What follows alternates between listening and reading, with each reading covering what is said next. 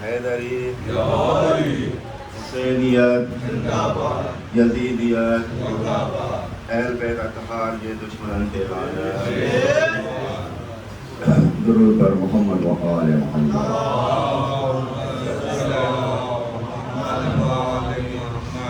औज़ु बिल्लाहि मिनश शैतानिर रजीम। बिस्मिल्लाहिर रहमानिर रहीम। अल्हम्दुलिल्लाहि रब्बिल आलमीन। वस्सलातु वस्सलामु अला अशरफिल अंबिया'i वल मुरसलीन व अला अहले बैतिहि तय्यबीन अत्ताहिरीन अल मासूमीन। अम्मा बाद फ़क़ाल अमीरुल मोमिनीन अली इब्न अबी तालिब अलैहिस्सलातु वस्सलाम शुक्र अरबा सकरात। दुरूद पढ़दा बुलंद आवाज़ से।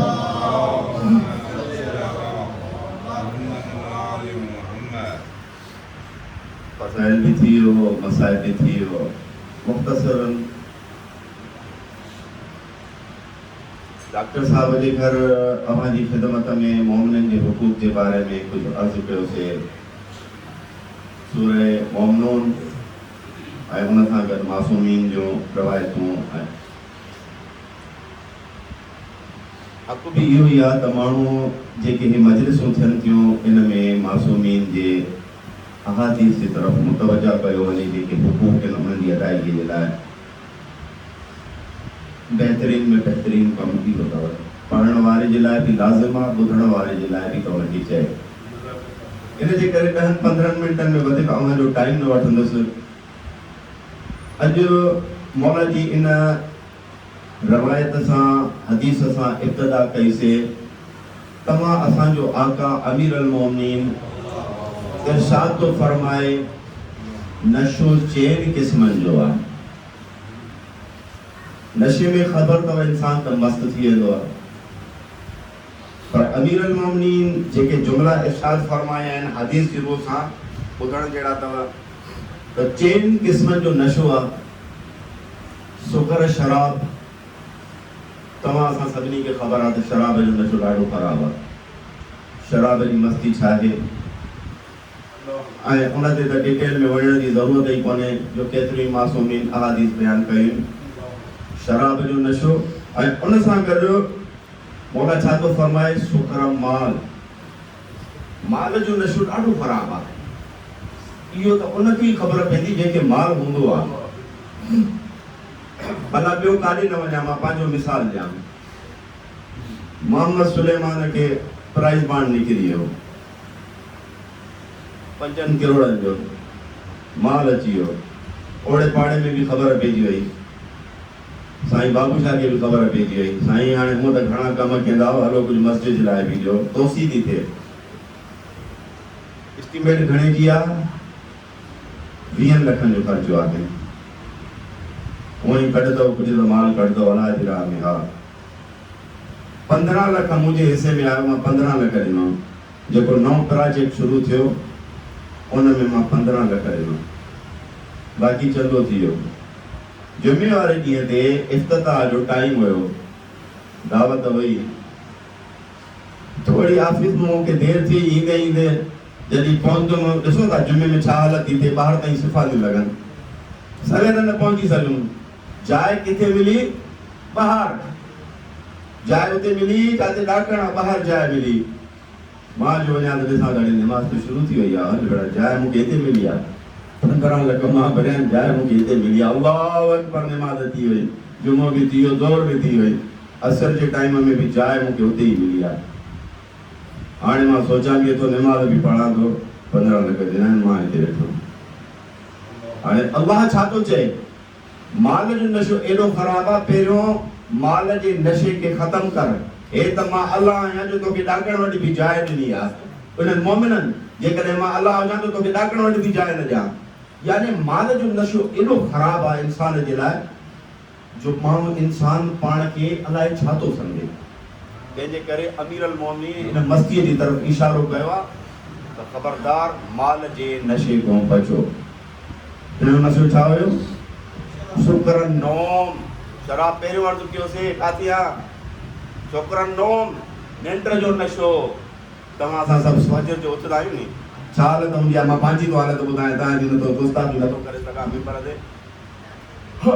ओबासी ॾेई करे उन खां पोइ हिकु वरी निमाज़ शुरू कयो वरी ओबासी ईंदी वरी मासूम छा था फरमाइनि हे निंड जो नशो अहिड़ी हालत में ख़ुदा खे तुंहिंजी निमाज़ क़बूल न आहे उथ थोरो चकर बकर ॾे चांहि जी प्याली ठाहे करे पी होश में अचो पोइ चओ अल्लाहु अकबर यानी निंड अहिड़ी शइ आहे निंड जो नशो बि ख़राबु आहे टे नशा थी विया ऐं चोथों नशो छा आहे चौथों नशो आहे इक़्तिदार जो मौला तो फरमाए इक़्तिदार जो नशो एॾो ख़राबु आहे अॻिते नथा वञूं जॾहिं बि तव्हांजी ख़िदमत में मासूमीन जो तस्करो थींदो आहे बनु अब्बास जो तस्करो थींदो आहे बनु उमैया जो तस्करो थींदो आहे तव्हांखे इहे केतिरा ई वाक़ियात ॿुधाए चुका आहियूं जॾहिं न बाबुल हवाइज इमाम मूसा काज़िम अलैहिस्सलातु वस्सलाम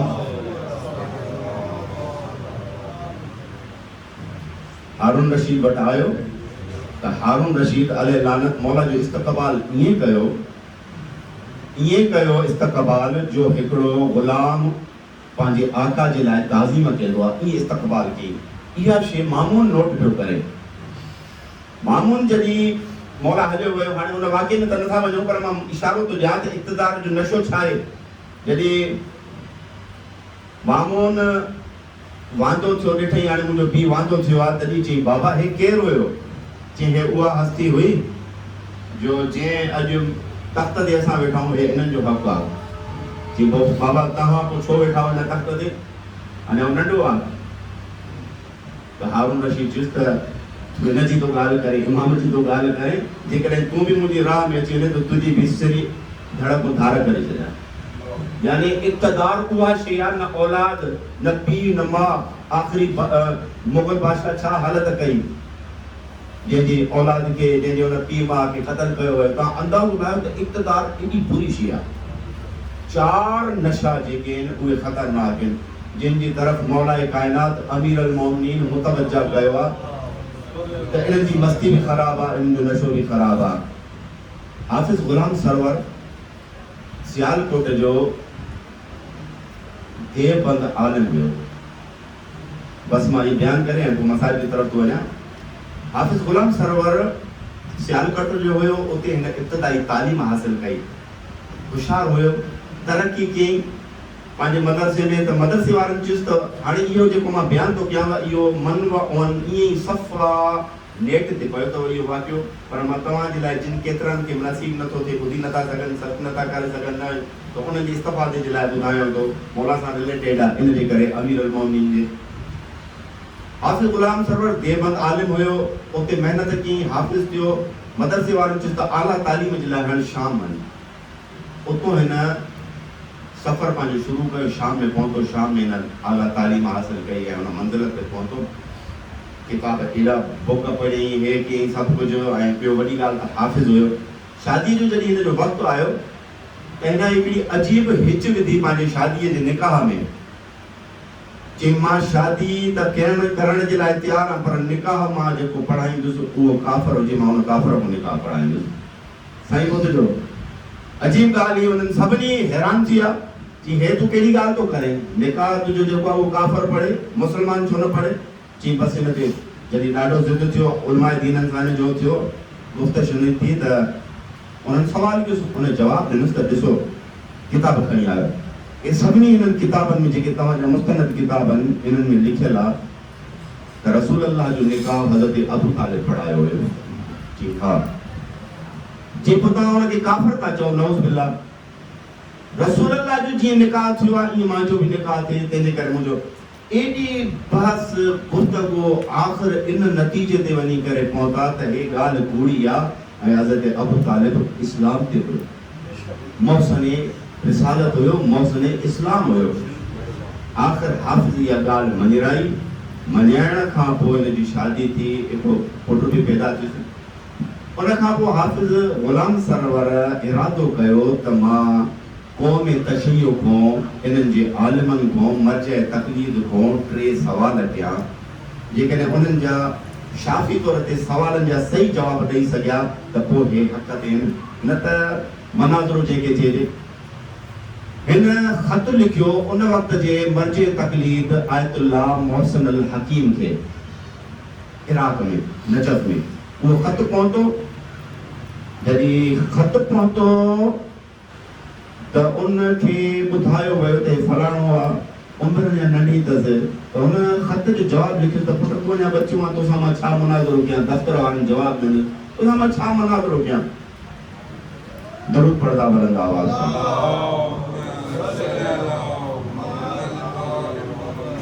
उन खां पोइ इहो थियो जो हिन वरी ख़तो किताबत हे वकीलनि ताईं पहुतो। आख़िर आयतुल्लाह मोहसिन अल हकीम हिनखे इजाज़त ॾिनी त तूं अची करे असां सां मुनाज़रो कर। पोइ मुनाज़रे जी डेट रखी वई। उन खां हिकु ॿ ॾींहं अॻु में पहुतो नजफ़ में। जॾहिं नजफ़ में पहुतो त पंहिंजो सामान होटल में रखी करे पहिरियों ॾिठईं त हाणे मौला जी ज़री त सॼी साम्हूं चमकदी आहे, न कोई गुस्ल ज़ियारत, न कोई इज़्न दख़ूल, ईअं ई मौला जी ज़री में हली वियो त ॾिसां त आहे छा चक्कर छा आहे, शिया ॾे वञनि था एॾा। वियो मौला जी ज़रिए ते वियो, ॾिठईं कोई चिंबड़ियो पियो आहे, कोई रोए थो, कोई मनाजात थो करे, कोई छा। बहरहाल हिनखे अजीब हिकिड़ो लॻो, ईअं घुमी फिरे पियो, चकर पियो ॾे एॾो एॾो, चकर ॾेई करे दरवाज़े वटि वञा निकिरे पियो, पंहिंजे तस्मा पियो ॿधे जूते जा। त एतिरे में हिकिड़ो ॿियो आलिम दीन जी नज़र पइजी, सम्झी वियो त हे पाकिस्तानी आहे या आसपास जो। उहो सैयद हुयो, पंजाब जो ई हुयो। उन हिन खां पंजाबीअ में सवालु कयो त तूं पंजाब जो आहे? हिन चयो छा, ही नालो छा थी? हाफ़िज़ ग़ुलाम सरवर। चए उहो ग़ुलाम सरवर जेको मुनाज़रो करणु अचिणो आहे? जी हा, मां उहो ई त आहियां। अच्छा, ये पाण में हाल वाल थियो, काथो जो रहण वारो? जी सियालकोट जो। हुन चयो मां हितो जो रहण वारो, ऐं सैयद हुजे। उहो वकील हुयो आयतुल्लाह मोहसिन अल हकीम जो। कि अच्छा तूं आहे, हल त मां तोखे वठी थो हलां। सिधो हुनखे वठी करे आगा जे दफ़्तर में पहुतो। उते पहुता त ॿिया बि शागिर्द वेठा। वरी हिन जो हुलियो बि अजीब हुयो, वार वॾा वॾा हुयसि, पाण थो ॿुधाए, वार बि वॾा हुया, नंढी ॾाढ़ी हुई हो। त हो वरी चुमिक हुयूं पाण में, आस्ते आस्ते सुस फुस करणु लॻा जीअं। त आगा इशारो कयो, ख़बरदार असांजो महिमान आहे। ऐं उन खां पोइ आगा हिनखे क़रीब घुरायो। पोइ चई त हाफ़िज़ तव्हां आया हो मुनाज़रो करणु? चई जी। चई भला हाणे मां तव्हांखां हिकिड़ो सवाल कयां त तव्हां जेके मुनाज़रे जा सवाल आहिनि तव्हांजे ज़हन में, इहे तव्हां जेके हिते तव्हांजा नजफ़ में दोस्त आहिनि, वकील आहिनि, उन्हनि सां ज़िक्र कयो आहे? चई न। चई पंहिंजे शाम जाॾो आया हो, पंहिंजी घरवारीअ सां या पुट सां ज़िक्र कयो अथव? चई न। चई कंहिं बि दोस्त सां? चई न। हाफ़िज़ चयो त इहे जेके सवाल मां सोचिया आहिनि उहे मुंहिंजे दिमाग़ में अञा मुंहिंजी ज़बान ते बि न आया आहिनि। चई अच्छा, तव्हांजी ज़बान ते बि न आया आहिनि। ऐं आहिनि जेके सवाल उहे छड़ो ज़बान ताईं महदूद आहिनि, अञा ताईं मां इज़हार न कयो आहे, कंहिंखे ॿुधायो न आहे। उन ते आगा थो चएसि त भला जेकॾहिं हाफ़िज़ साहब तव्हांखे इन टिनी सवाल बि ॿुधाया वञनि ऐं टिनी सवालनि जा जवाब बि ॾिना वञनि त पोइ तव्हांजो छा ख़्यालु आहे? आगा थो चएसि हुनखे, आयतुल्लाह मोहसिन अल हकीम वॾो आलिम दीन मर्जे तक़लीद हुयो। हुन चयो त जेकॾहिं ग़ैब जो इल्मु त ख़ुदा वटि आहे, तव्हां एॾियूं अजीब ॻाल्हियूं था कयो आगा, मां त तव्हां वटि मुनाज़रो करणु आयो आहियां। चई मुनाज़रे जे लाइ त मुंहिंजो बचो बि तुंहिंजे लाइ काफ़ी आहे, पर मां जेका तोखे ॻाल्हि थो कयां, चई पोइ तव्हां इन्हनि जा सवाल बि ॿुधाईंदव ऐं जवाब बि ॾींदव? आगा इशारो कयुसि मौला जी रोज़े जे तरफ़ ज़रिए जे, चई जंहिंजे पुछणु आयो आहे उहो ई तोखे सवालनि जा जवाब ॾींदी ऐं हुन जा सवाल बि ॿुधाईंदी, जवाब बि ॾींदी। हिन जो अजीब ॻाल्हि आई आहे। आगा जो हाणे भला टाइम वेस्ट नथा कयूं, हथ पकड़ीसि सिधो मौला जी ज़रिए में। हाणे उते त आवाम ॿिया बि मौला ई वेठा आहिनि जेके ज़ियारत था कनि, तवाफ़ था कनि। हाणे एॾो वॾो मर्जे तकलीफ़, चई ज़री ख़ाली कयो, सभिनी ज़री ख़ाली करे छॾी। जीअं ज़री ख़ाली थी वई त आगा उनखे मौला जे सराहने खां ज़रिए ते बीहारियो। चई हे साम्हूं मौला जी ज़री, मौला ऐं तूं हाणे पाण में ॼाणूं। उन खां पोइ आगा ॿाहिरि निकितो, दरवाज़े खे कुंडो ॾेई करे ॿाहिरि तालो ॾेई करे हलियो वियो। चई हाणे तोखे मौला पंहिंजे सवालनि जा जवाब ॾींदी। हे जॾहिं ॿाहिरि निकितो, हाफ़िज़ तो चए त मां ज़रिए जे साम्हूं बीठुमि, 1 मिंट जे अंदरि मुंहिंजे जिस्म में एहसास जो घबराहट जो है मुंहिंजा पघर निकिरणु शुरू थी विया। मां चुंबड़ा हे आयो तो मां अकेलो आहियां, पकनि दरवाज़ो बि बंदि कयो आहे, हेॾे सुतून लॻा पिया आहिनि, कोई तलवार खणी लिकी न बीठो हुजे कोई मारण जे लाइ मूंखे। मां वरी मौला जे ज़रिए जो उन महिल दीवार न हुई विच में, ज़रिए चौकट माण्हू तवाफ़ करे सघंदो हुयो। चई मां तवाफ़ करणु शुरू कयो, मौला जे ज़रिए जो तवाफ़ कंदो पियो वञा। हिकिड़ो चकर ॾिनुमि इन सोच में त केरु आहे छा आहे, चकर ॾेई करे जीअं मां हिकिड़ो पूरो कयुमि, वरी मां इहे चकर पियो ॾियां, अञा ॾेढ चकर मस ॾिनुमि त ॾिठुमि त हेठि फर्श ते ॿ कागज़ पिया आहिनि। मां चयो हाणे त कोन आया आहिनि, हाणे चकर ॾेई आयुमि। मां ॿई कागज़ कया, हिक कागज़ ते मुंहिंजा 3 सवाल हुया, ॿिए ते हुन टिनी जा जवाब हुया।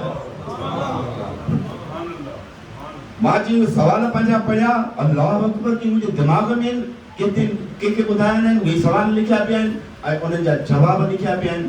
जवाब मिली विया, दिलि खे तसल्ली थी। पर पोइ बसि अलाए छा थियो जो मां मौला जी ज़रिए जे सफ़ा ख़ौफ़ खे टोड़े करे वञी बीह रहियुमि। ऐं जेके ठहियल आहिनि न, तव्हां ॾिसंदा हो ज़रिए में कॾहिं कॾहिं असां बि अखियूं विझी करे बीह रहंदा आहियूं, ॾिसंदा आहियूं मौला जी तलवार पई आहे, मौला जो अमाम, पर कॾहिं कॾहिं पैसा हेॾा था पइजी वञनि जो कुझु नज़र नथो अचे। हे चए थो मां ईअं अखियूं विझी करे बीह रहियुमि ऐं उहो ई लम्हो हुयो जो मां पाण ख़ुदि आका अमीरुल मोमिनीन खे साम्हूं ॾिठो। ऐं चए थो 51 मिंटनि ताईं मां मौला सां मुलाक़ात कई आहे। 51 मिंटनि ताईं बिलमुशावा बग़ैर कंहिं फ़ासिले जे अमीरुल मोमिनीन मुंहिंजे साम्हूं आहे, मां मौला जे।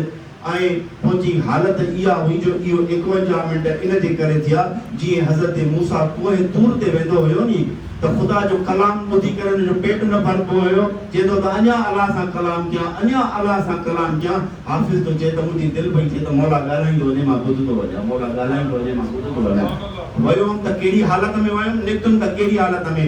मुख़्तसर उहे 3 सवाल अव्हांजी ख़िदमत में घोष गुज़ार थो कयां, न त उन जे लाइ वाक़ई 51 मिंट खपनि। बाबे इल्म जे दरवाज़े ते कोई पहुची आहे, मौला उनखे इहे सवाल जो जवाब ॾे। मौला त क़ुरान में जवाब ॾींदो न, ऐं वाक़ई जी मौला क़ुरान में समुंड वहाए छॾिया, एतिरा सवालनि जा जवाब ॾिनई मौला ईअं जो मां हैरान थियुमि। ऐं हे हुयो बि हाफ़िज़, इल्मी तौर ते उन मंज़िल ते पहुतल हुयो जो सम्झी सघे पियो, कलाम करे सघे पियो। असां आहियूं जाहिल, असांखे ख़बर कोन्हे, हिकु आयत बि पने ते लिखी था अचूं। उहो हाफ़िज़ हुयो, हुन उहो ई कमु कयो। जी मौला तव्हांजे सवालनि जा जेके तव्हां मां लिखिया हुया जवाब त मिली विया, पर मौला मां तव्हां सां कलाम थो करणु चाहियां।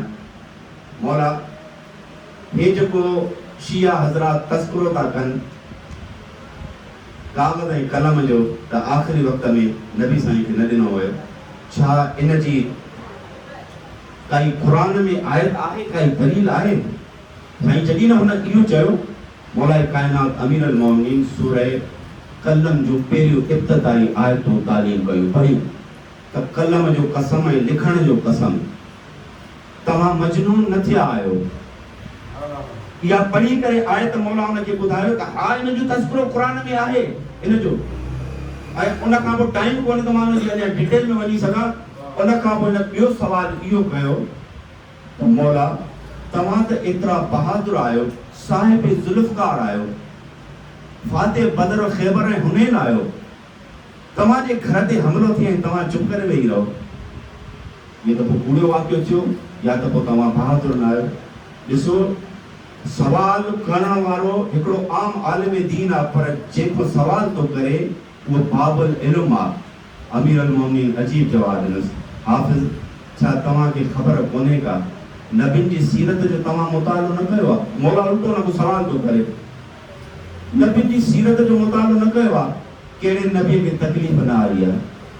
हज़रत यूसुफ खे हुनजे भाउरनि कुएं में उछले छॾियो, 13 साल या 7 साल क़ैद काटी। हज़रत नूह अलैहिस्सलाम ते 950 साल तकलीफ़ रही आहे।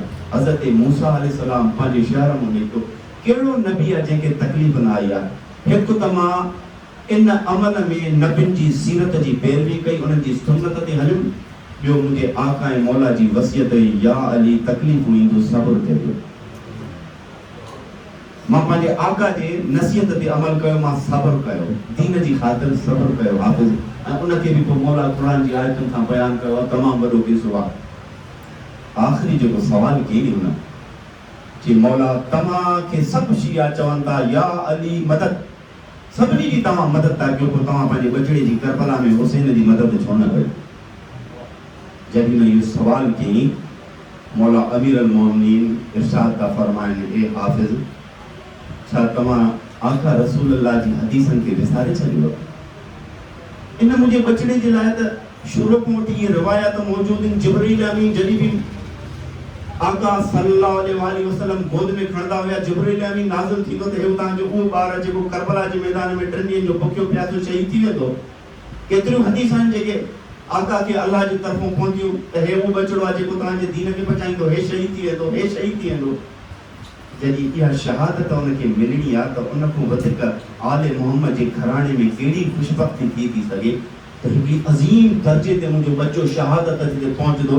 उन मामले में मां शहादत रोकण जे लाइ उनजी मदद कयां न, मदद इन शइ में ज़रूरी हुई त असां पंहिंजे बच्चे जे लाइ उन वक़्त में मदद कईसीं, मां ऐं मुंहिंजे आका रसूल अल्लाह, त ए मुंहिंजा हुसैन, सभिनी नबियुनि जी ज़हमत जिन एॾो कमु कयो आहे उहो तुंहिंजे हवाले थी। पंहिंजो सर कटाए जाए पर हथ यदीद खे न ॾींदे। असां पंहिंजे बच्चे जी मदद कई आहे ते हुसैन इस्तक़ामत ॾेखारे। मुंहिंजा बच्चा 3 ॾींहंनि जी बुख प्यास हुसैन बर्दाश्त कई आहे, पंहिंजे असहाब जा लाशा बर्दाश्त कया अथई, पर इहा इस्तक़ामत करबला में असां उनखे ॾेखारीसीं, ॿुधाईसीं। इहा मदद आहे। हाफ़िज़ असां पंहिंजे बच्चे जी इहा मदद कई आहे। यकीनन अज़ीज़ो, इमाम हुसैन जी शहादत एतिरी अज़ीम शहादत आहे, कोई नबी मुरसल कोई इन दर्जे ते न पहुची सघे। इमाम हुसैन त शहादत ॾिनी,